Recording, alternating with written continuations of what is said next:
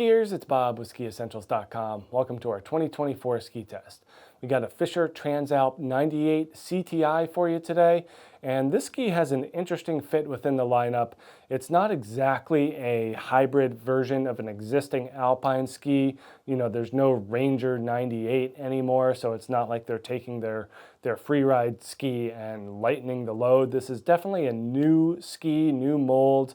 But it shares a lot of the same properties that many of the other Fischer skis have in terms of a metal laminate, in terms of milling out wood in the core, and just in terms of the overall composure of the ski in general.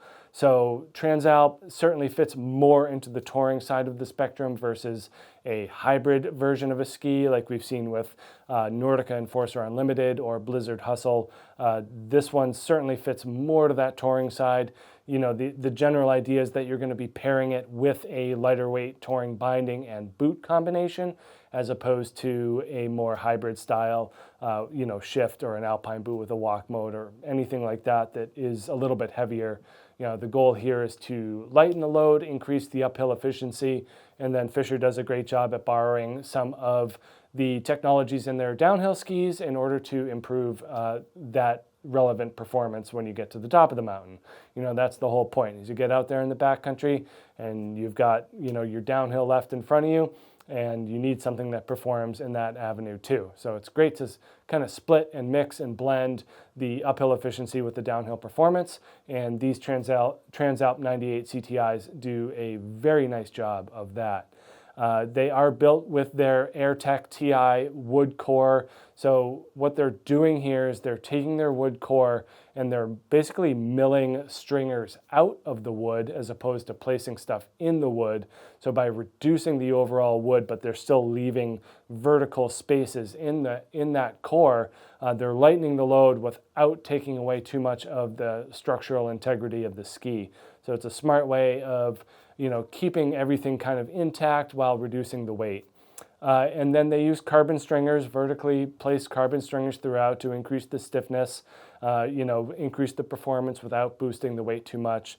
And then they use their Shape TI. So this is where we see that technology borrowed from Ranger, where they're taking this, they're basically the touring version of the Shape TI and putting it into this ski. So it's a little bit difficult to see here, but there is a groove running through the center, metal over the edges, full width kind of in the toe and heel plates, a central spine, but not nearly full width there. And then similar to what we see in the tail, where it extends with arms in the front, leaving the middle unencumbered. So allows the ski to be, articulated, and you get better performance on the edges for any type of technical terrain or anything like that, while keeping the ski relatively lighter. It's interesting using metal in a touring ski, but when they do it in conjunction with other methods that lighten the load, it makes sense because you are getting that downhill performance.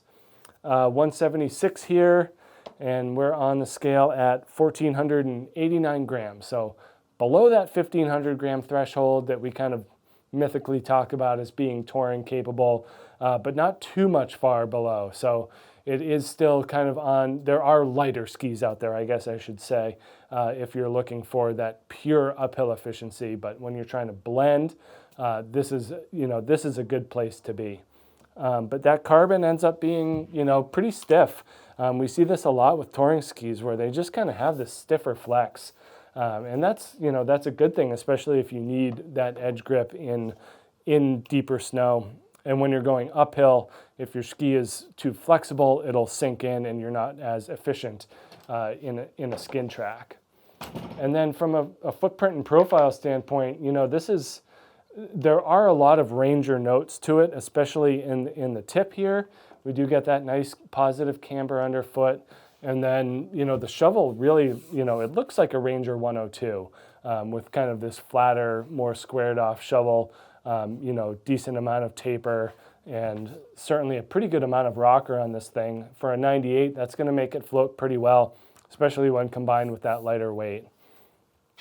And then in the tail, like most touring skis, we're seeing a flatter and more traditional shape and profile in the tail. with minimal splay, that means that the skin spends more time on the snow and you're just getting better traction on the climbs.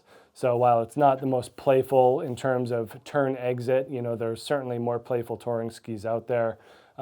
The directional nature of this does make it pretty good for cutting through, wind buff, chop snow, stuff like that.